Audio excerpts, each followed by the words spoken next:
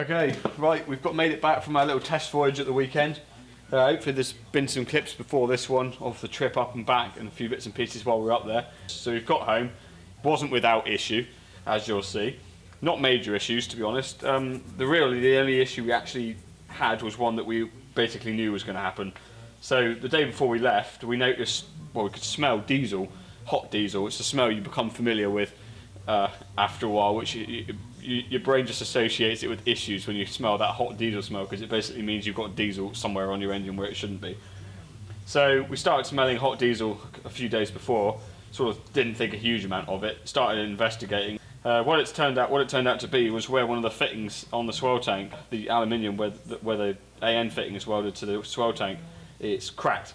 Now this is actually entirely my own fault, really, to be honest. The swell tank is mounted solid to the engine, which is far from ideal. It should be mounted on the body somewhere, but we didn't have anywhere to put it, so it's mounted on the engine. And the problem was that one of the lines feeding it, there's no way it could flex, so you essentially had engine and body with nothing in between, which is obviously then caused it to fail.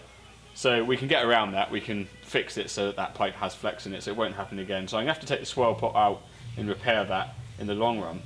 But what we did, because obviously on the way up, what we were doing to alleviate the problem was we took the fuse out of the lift pump. So the lift pump wasn't actually running at all. But when the lift pump's on, obviously it is open return back to the tank, but you do still get some pressure here. So by having the lift pump on, the leak in the swell tank was obviously worse. So we pulled the fuse out of the lift pump, which pretty much stopped the leak, to be honest, and everything was fairly okay. So we decided we'd risk it up to Exeter, because it isn't very far.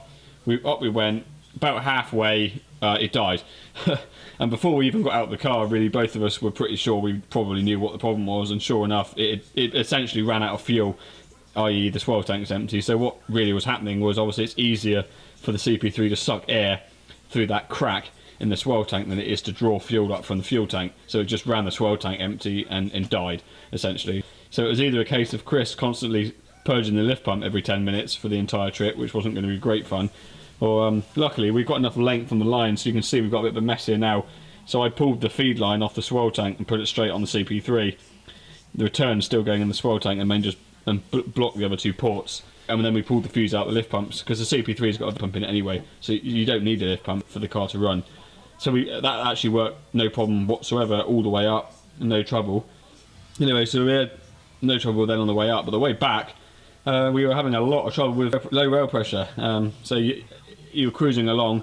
Generally, if it was on the level and there wasn't a huge amount of demand from it, it would just about be happy. But as soon as you put any load on the engine, you could feel it. Like, it wasn't just, obviously I've got some logic in the ECU now, so it throws the management light on when the fuel deviates too much past its target pressure, or below its target pressure, should I say.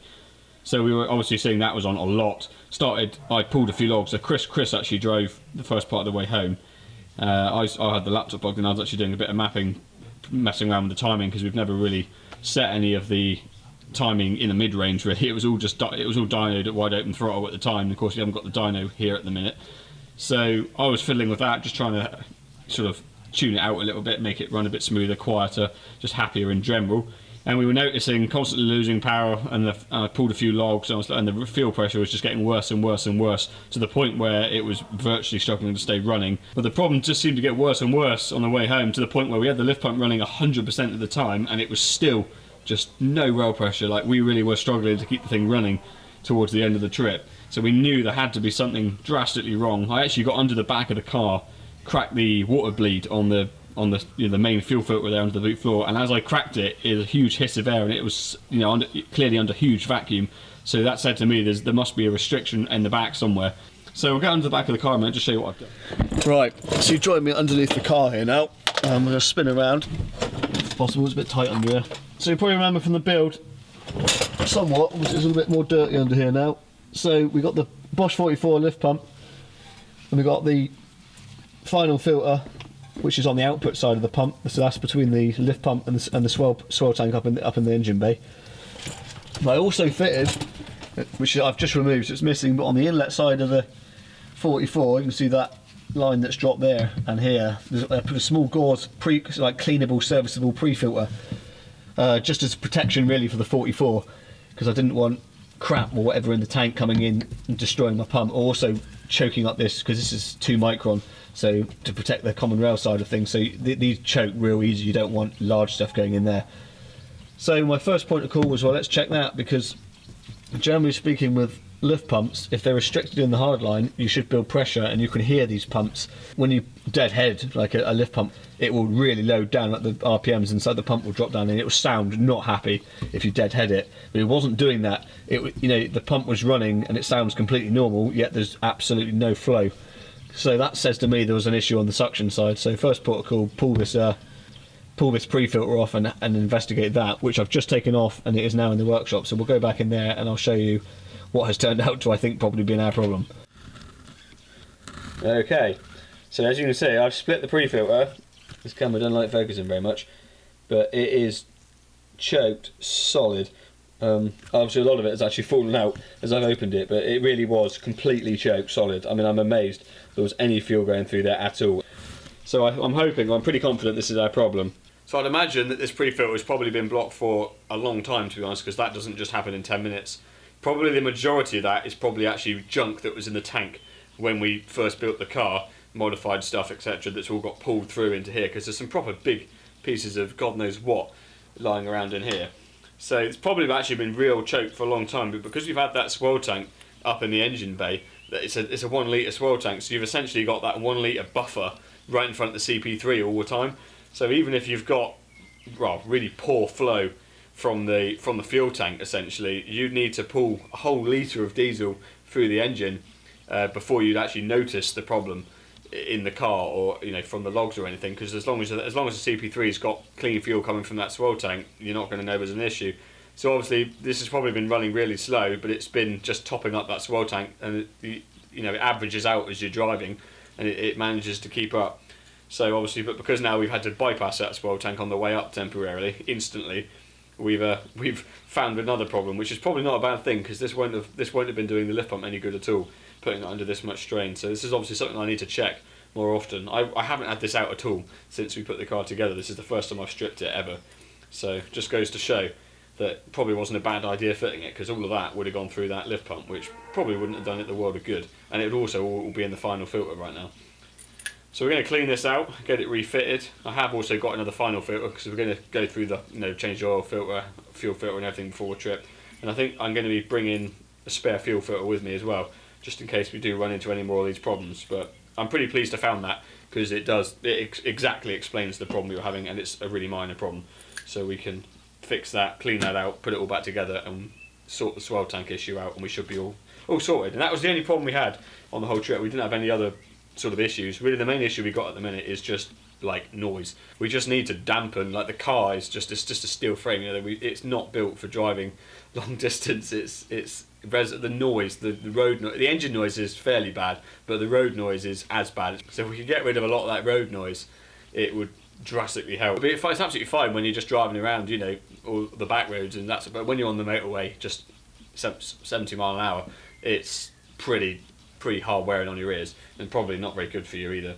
So we're going to hopefully come up with a bit of a solution there, or at least aid it. I mean, it's always been bad, this car, because it's always been fairly stripped, but it's definitely at its peak now. So we'll get this cleaned out, get it refitted, and go from there. Hello YouTube, Sam here, Northern representative of darrenjlobb channel, aka the Derv Mafia.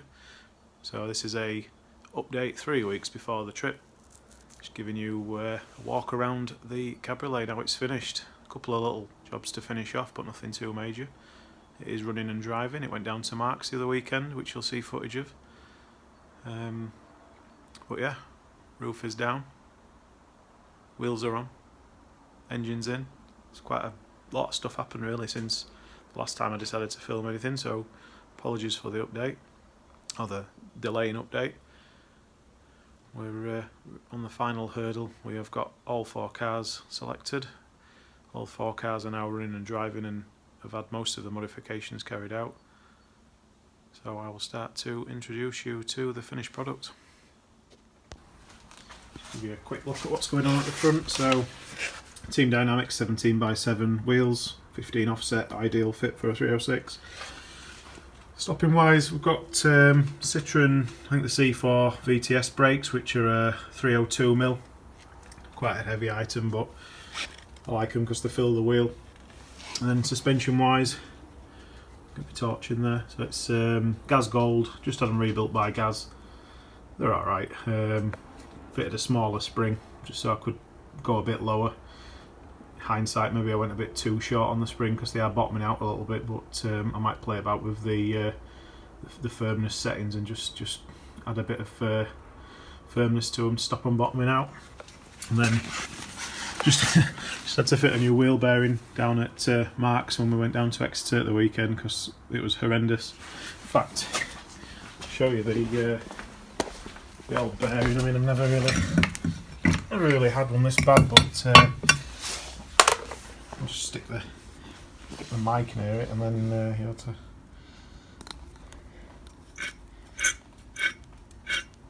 But yeah, never really had a wheel bearing fail on a 306 before, but I suppose it was better it happening now and then being able to do something about it before the trip.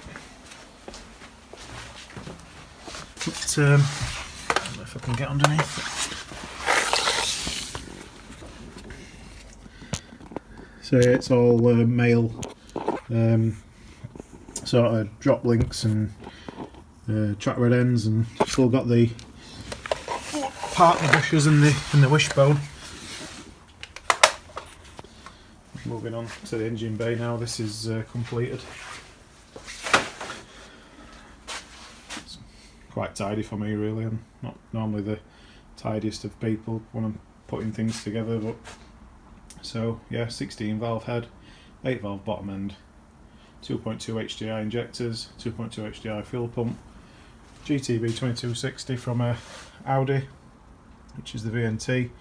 So we've got a VNT control set up using a vacuum actuator, which is run from like a, I suppose you'd call it an N75 valve, like a vacuum control, which is then ECU controlled.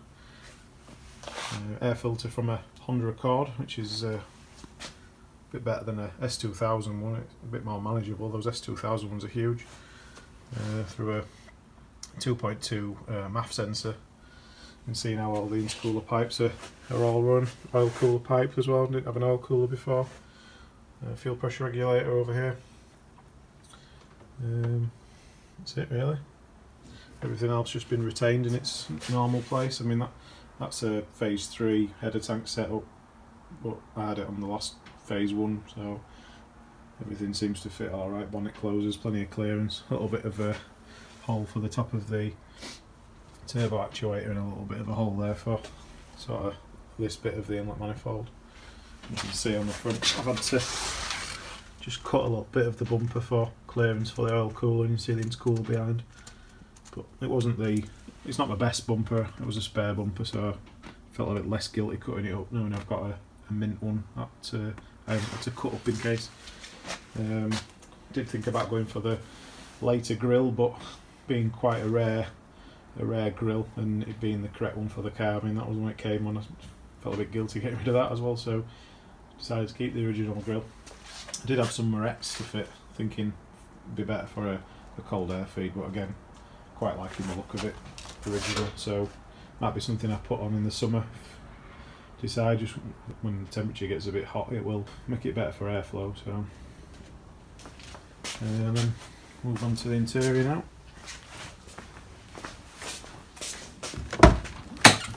Oh yeah, that's the 206 electric pedal. So the throttle position sensor, which was under the engine bay and was operated by a cable from the old throttle pedal, has now been replaced with this 206 item, which has the throttle position resistance and or potentiometer, or whatever you'd call it, in the pedal, which means I don't have to run a throttle cable all the way through to the engine bay, which makes more sense really. I mean, I don't know why they ever had a cable running to a switch. Why not just put the switch in the pedal from the start? All the gauges working now. Retained the cable operated speedo. Just able to plug the phase 3 HDI temperature sensor into this dash and it works fine. Fitted the oil pressure sender into the HDI block, and that's now working. Rev gauge gets its signal from the ECU, which works fine. I mean, it's a bit strange seeing an 8K sort of, well, 6 and a bit K red line when this tops out at just under 5, but it's nice to have it. Fuel gauge is a bit erratic. I think it's probably been like that all the time, so I'll have to maybe just keep monitoring that on the trip. Just fitted me standard radio that I've had for ages. Got an engine management light there, which I've wired in again, activated from the ECU. And then down here, got an EGT gauge, oil temperature gauge. I don't know if it'll come on. Yeah, got the scan gauge there, which is measuring things like coolant temp, RPM, but it does quite a lot more than that. And then top glove box, I've got the OBD plug. And then if I get some cutters, and this is all over the garage, I'll be able to show you what's in the glove box, which is all the ECU and relays for the engine. It's not the most ideal of ways to get in, and it costs you a tyre up every time you close it. But so in the glove box now, we've got the HDI ECU, a couple of power distribution blocks, and an auxiliary fuse board which runs things like the lift pump. It also runs a couple of the engine sensors, and just a couple of non sort of engine related items, like I put a cigarette socket down here for the trip, which would be good for running TB radio, or inverter for the laptop. A couple of USB sockets there. Obviously this is the important stuff when you're on the trip, keeping your phones charged. And then in the boot is where the battery is, which is right in the middle there, and I don't know if the MOT man will be happy, but at the moment it's just ratchet strapped around the rear seats. But can't really, well, for one, it's hard to get in there to drill through the boot floor, and obviously underneath I've got the fuel cooler, so I don't want to be putting a 6mm drill bit through that. But it holds itself secure. And it is actually quite a big boot, really. I was shocked really when I went down to Marks how much I could get in it. Obviously with us only being 2 in the car, we've got the whole back seat area for things as well. So it's almost 3 weeks to the trip, and apart from a couple of things like need to put the sandwich plate in for the oil temperature gauge, but I'm going to combine that with an oil change, and I've got the map sensor plug to fix because one of the wires has pulled out, but I'm just going to swap in it. This is one of those plugs that you build yourself, which unless you've got the right crimping tools are a bit of a pain, so I'm going to get another pre-wired plug and just solder that in, and then get the map sensor working, which is in that lower boost pipe. But apart from that, it is running alright, and I'm quite impressed with it. I mean, I know it hasn't really changed much, but it always surprises me how quick these are, especially sort of motorway speeds, where how nicely they pick up from speed, and the top end of it is just limited now by the gearbox really, but it is a quick car, especially once it's going. So show you the fuel system setup then I've got going now under the boot floor. So we've got main pipes coming back from the lift pump, still the stock Cabriolet lift pump. Reason being is the Cabriolet tank has a horizontally mounted lift pump, so I had hoped on just dropping the HDI pump straight into the tank in its full enclosure, but horizontally mounting means I'm risking the 2 litre petrol lift pump and hoping that it'll be fine.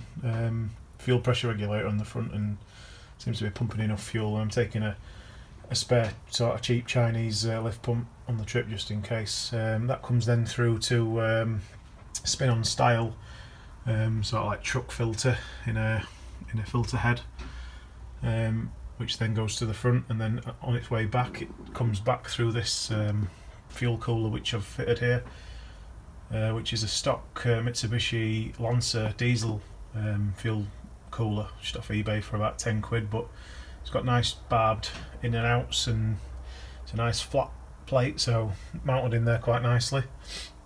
So all the fuel filtering's been done at the back, which means that I've got a bit more room in the engine bay for other stuff, and it sort of declutters it a little bit. And back here, it's the rear beam off my old car, which was rebuilt a while ago. Just stock Bilstein suspension, solid axle mounts. Quick look at the exhaust. I won't show you too much because it was a bit of a rush job and the welding's not the best, so we'll just quickly glance over that. Tonight's little project is getting the coolant temp sensor calibrated. So I've added a few sensors in the loom. So I've missed a few days of videoing. I've just been cracking on doing bits and pieces in between. So I'll probably catch that up at the end of this video. But what I'm doing at the minute, I thought I'd better get some footage. So I've got the new coolant temp sensor. This is now a second sensor, which is going to be plumbed into the coolant system. So this is for the ECU to read the coolant temperature. Believe it or not, up until this point, the ECU hasn't had a clue what the coolant temperature is, which is fairly ridiculous. I've had a button that's still manually triggering the fans and manually triggering what I'm calling a cold start mode, which basically throws a load of timing and pilot in. So obviously once the ECU's got the actual real-time coolant temperature input going in there, I can set up to compensate all of these things and obviously turn the fans on automatically. So what I've really got going on here, I've got my laptop, I've just got the table open, got a kettle here with the engine sensor in and also just a temperature probe. So I'm just cycling the kettle, going up 5 degrees at a time, letting everything stabilise, creating a new column, obviously entering the current data points. So we should end up with a graph every 5 degrees to give us plenty of accuracy. Bit of a time consuming process because you've got to wait for a few seconds, well like a minute every time, for both of the temperature probes to climatise and settle down, and then obviously bring it up another 5 degrees and carry on. But it's really the only accurate way of doing this, because resistance based temperature sensors like this, there's no way of pre-calibrating them because it depends on your pull-up resistor in the ECU, obviously, to how much current they'll sink. So we'll have to work our way up through here. It could take a minute or two, and then by the time we're finished we'll have a reliable... Right, sorry, we lost the battery there in that last clip. So I've gone right up through now to as hot as I can get with the kettle. The top of the table I'll have to do another way, but that gets us up above 100 degrees anyway, which is a point where I'll be panicking anyway. So I'm just letting everything cool back down now. You can see the temperature is dropping away. So now we've got our table complete. We're just going to watch the temperature come down in the kettle here, and just make sure that our output on the ECU from my coolant temp stays the same, which is the gauge up in the corner there actually. Make sure that remains the same as what we're saying here, just to double check ourselves. Looking good so far anyway. Okay, today's little project is going to be raising the rear beam. So obviously it's set at the minute at a height that it's perfectly fine normally, but we're just thinking we're going to have all of our luggage, tools, spare parts and God knows what else in the back during the trip, which is going to put quite a bit of extra weight in the back end of this thing. So to be on the safe side, we decided just to raise it up a bit. And so I brought it up by 30mm. I've just had all the bars out now. I forgot to put the camera up, so I've just done that now to update. So I've just put it back together, about to drop it on the ground to see what it looks like. Obviously it's going to look a little bit lame now, but never mind. Hopefully a bit of luggage in the back will counteract it on the trip, so we won't notice quite so much. Everything's greased up obviously a couple of years ago when I put it together, so it just fell apart this time.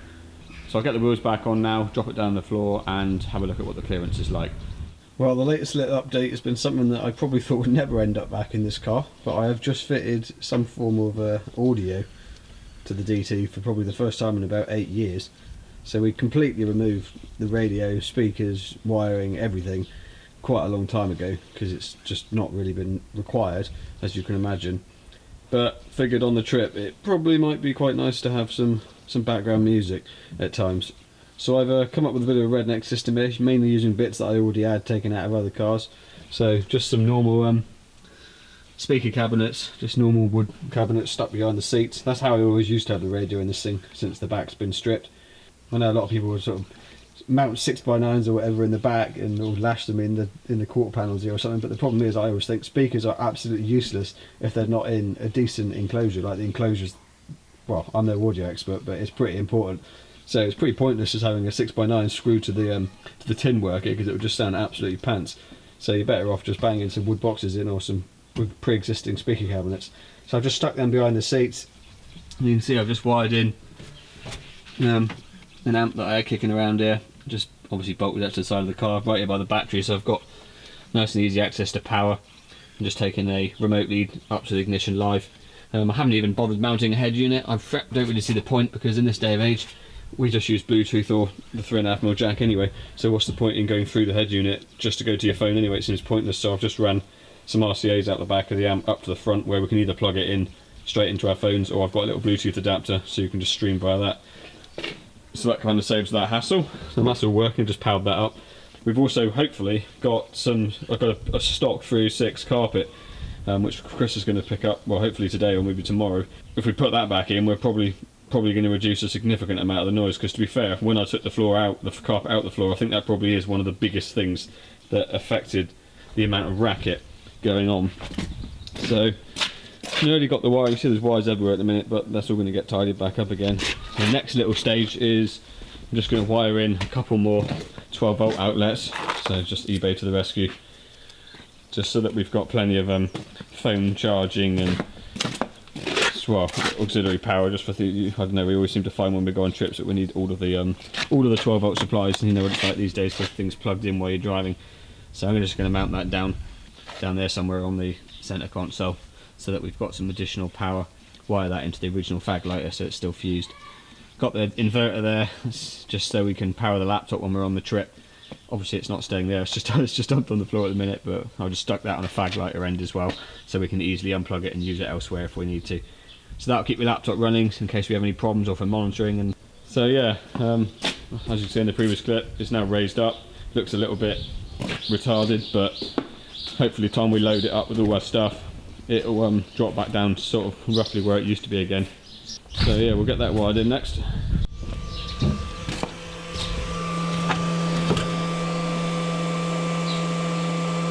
Two extra outlets there, so we've got some extra power, plus we've obviously got the original one on the dash, so we'll probably have a couple of USB outlets in there to charge our phones, and we've got another spare there and one to run the inverter to charge the laptop. So we've got plenty of power now.